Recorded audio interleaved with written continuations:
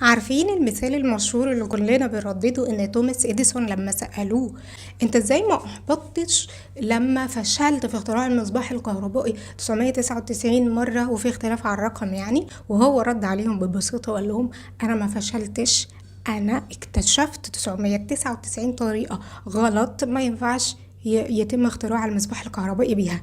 طب حد فينا جرب يفكر شوية في معنى الكلام ده ويطبقه في حياته؟ طب ما تيجوا نسمع الأطفال، ممكن نقدر نفهم ونفكر في المثال ده بشكل أعمق من آرائهم اللي هيطرحوها علينا دلوقتي. اهلا بيكم في حلقة بودكاست رد علينا. حلقة النهاردة عن لو ما غلطناش مش هنتعلم. احكي لنا يا احمد على حاجة عملتها وتعلمت منها. زي اللي انا مثلا بضايق محمد وهو بيذاكر، فماما بتقولي ما عمر مثلا ما تضايقش عمر عشان هو في ثانوية عامة، فما ضايقوش، سيبه يذاكر. فانا اتعلمت اللي حد بيذاكر ما ضايقوش. وانت يا يوسف عملت ايه قبل كده اتعلمت منه؟ يعني مرة نزلت البحر قبل كده وكنت هغرق، واتعلمت من الدرس ده اللي انا منزلش لوحدي في بحر، لازم يبقى معايا حد كده. حصل معاكي موقف قبل كده زي ده؟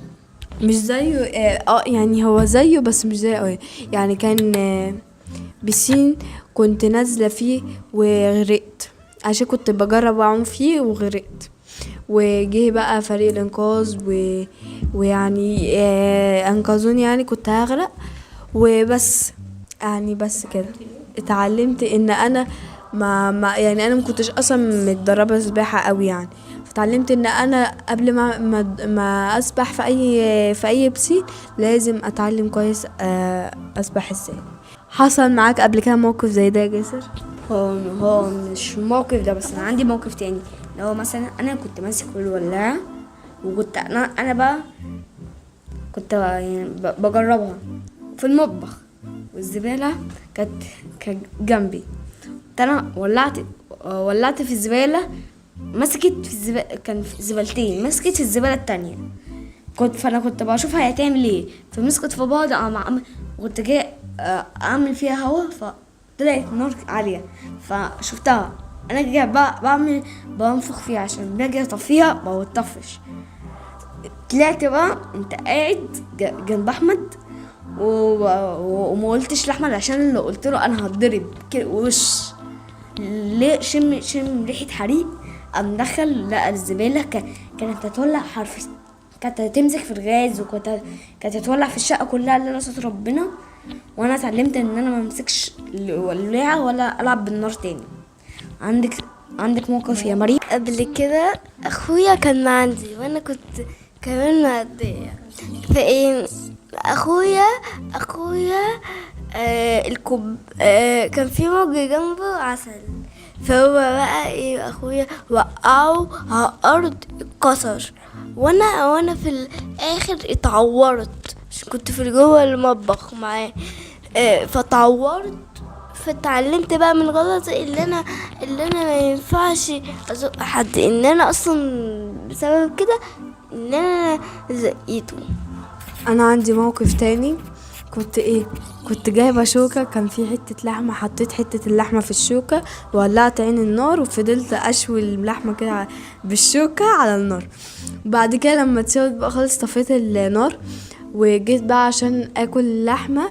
الشوكه كانت سخنه، لمست شفتي كده اتقشرت الحته دي جلد بقى، وكان وجعني قوي. الموقف ده كان زمان يعني شويه، بس كانت شفتي وجعني قوي. اتعلمت ان انا ملعبش بالنار تاني، ملعبش بحاجه تاني. احمد عندك موقف اتعلمت منه حاجه؟ ايوه، زي اللي انا كنت مثلا في مصيف، كنت جنب حمام السباحه، كنت قاعد كده، رحت وقعت جواه، رحت قمت تاني ورحت وقفت جنبه. فانا اتعلمت منه لا ما اقفش جنب البسين. انا قبل كده انا عملت الحركه دي كتير قوي. بشد الحتة اللي من جوه ضوافري دي، الحتة اللي هنا دي، فبتوجعني وتعورني، بتطلع سائل كده غريب، بشدها ببقي. ولسه عاملة الحركة دي وصباعي بص. اتعلمت ان انا ما اعرفش ان انا اشد الجلد بتاعي. وانت يا جاسم عندك موقف ولا لا؟ في مرة أنا كنت زمان كنت معايا سكينة عورت بيها نفسي من غير ما أنا كنت زمان بقى صغير، عورت بيها نفسي، قمت جاي قمت حاطط الدم على أخويا وعلى السكينة يعني، قمت رايح أقول لك كنت عامل السكينة كنت عامل على أخويا بقى، وكمان أخويا خد مني وضربني، وفي الآخر بقى يعني دي لفيتها بتاع عشان اتعورت، وانا استفدت ان انا اتعلمت من غلطي ان انا ما امسكش السكينه تاني، او ما امسكش اي حاجه حاده. هو صحابي ان انتوا تمسكوا السكينه تاني. عندك موقف يا مريم؟ كان في قبل كده انا كنت بستحمى ماشي، وكان فيها حته كده في الازاز في المرايه، عندنا مرايه في الحمام، في حته كده مكسوره فيها، فمينفعش حد يحط ايديه عليها عشان تعوره. فرحت انا بقى عامله ايه، لمست الحته دي كانت مكسوره، لمست الحته دي عشان كنت بقول لماما ان انا بمسح البخار. لمست الحته دي كانت بتقولي مش معنى ماما كنت لا بمسح البخار، رحت اتعورت هنا.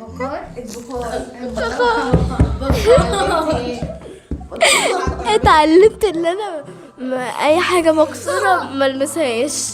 مرة صاحبتي كانت جاية تقول لي سر، وانا رحت قلت السر ده لصاحبتي واحدة تانية، وهي انا كنت فاكرة كده ان هي يعني ان عادي وان انا بهزر، بس هي صاحبتي زعلت واتضايقت بقى، وانا اتعلمت من كده ان انا ما اقولش اي سر وما افتنش على اي حد.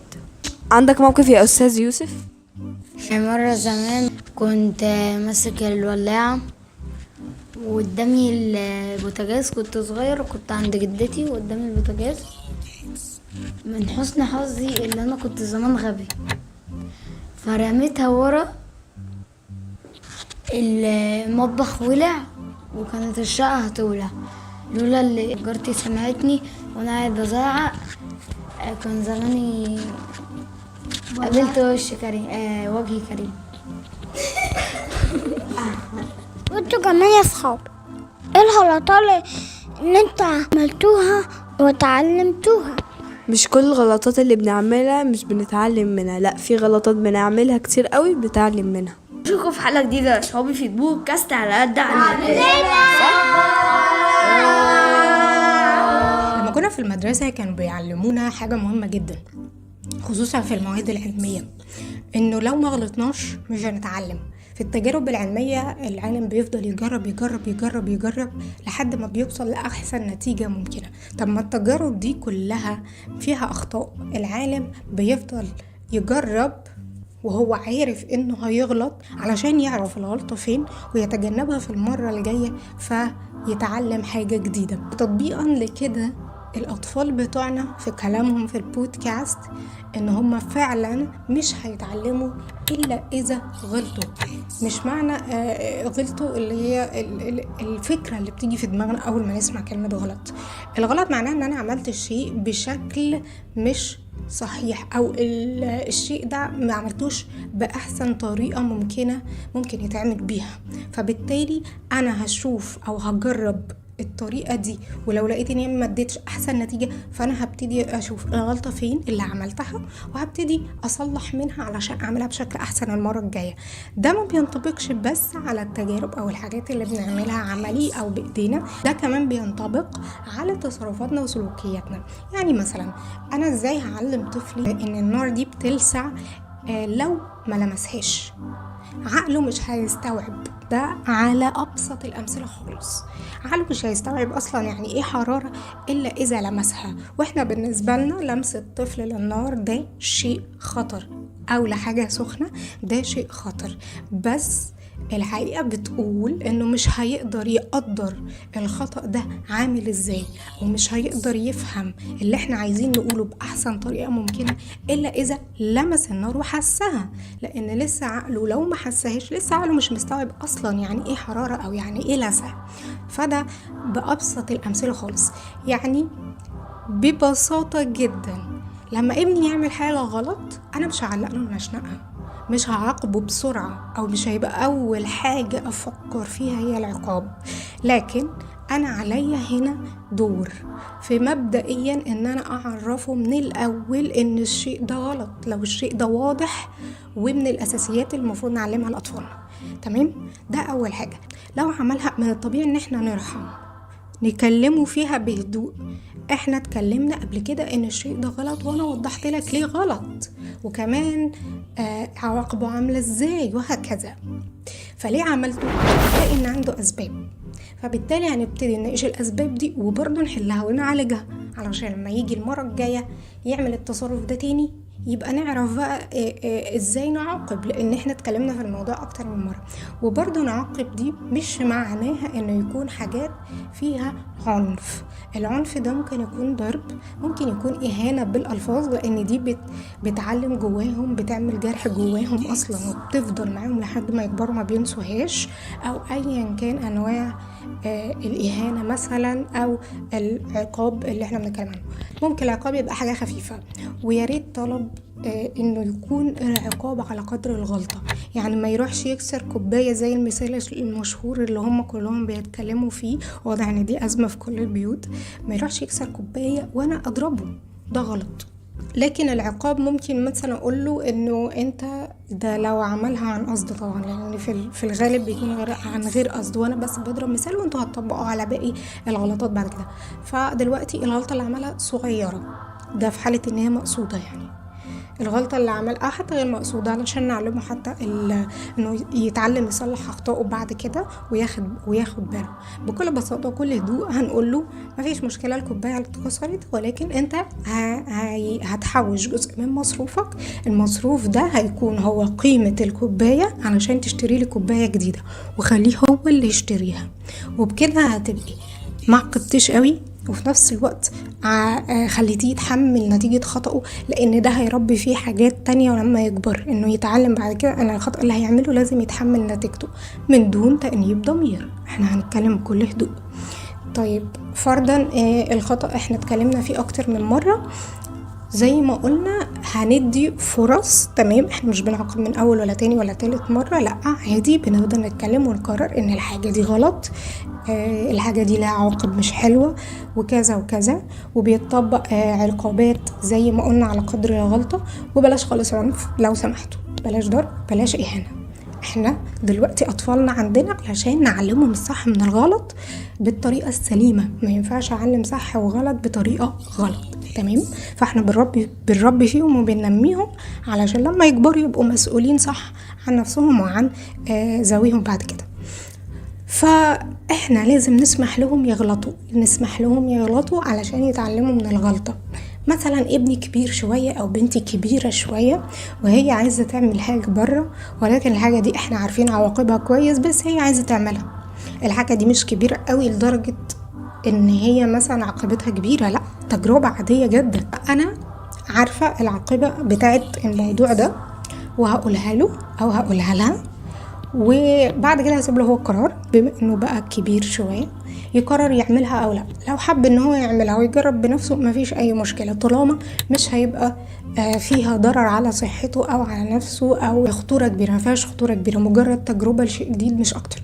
فهنسيبهم تماما ان هم يجربوها علشان يتعلموا بنفسهم. اكتر حاجة بتثبت معانا وبتثبت في دماغنا هي الحاجة اللي بنتعلمها بنفسنا. التعليم ما بيجيش غير عن طريق التجربة والخطأ، دايما بيعلمونا كده في المدارس والجامعات، لكن احنا مش بنستوعبها ولا بنطبقها في حياتنا العادية. احنا مش بنتعلم غير بالتجربة والخطأ. فالأطفال هتعمل غلطات زي ما احنا بنعمل غلطات، لان كلنا في الاخر بشر. لكن هنا الصح ايه؟ ان الغلطة اللي نعملها نعرف ازاي نصلحها بعد كده، وكمان ما نكررهاش. فأتمنى انكم تقفوا كده مع نفسكم لحظات، اول ما ابنك يعمل غلط هتلاقي نفسك هتتعصبي او هتقومي تتنرفزي عليه، اهدي، امسكي نفسك، اتنفسي وتصرفي تصرف سليم. هتروحي تكلميه، هتقولي له ايه عاقبة الموضوع ده وايه عقاب الموضوع ده على قدر الغلطة، مش اكبر منها ومش اصغر منها كمان. اتمنى ان الحلقات دي تكون بتوصل وجهة نظر الاطفال ليكوا بشكل بسيط، واتمنى انه تقدروا تفهموهم بشكل اعمق شوية، وهم كمان بيفهموكوا، لان مش بس انتوا بتسمعوهم، لا هم كمان بيسمعوكوا علشان يفهموكوا، علشان التواصل بينكم يكون افضل، وعلشان كمان الحب بينكم يفضل موجود. استنوا بحلقة تانية جديدة وموضوع شيق تاني مع أبطالنا في بودكاست على قد عقلنا. لو عايزين تفهمونا اسمعونا.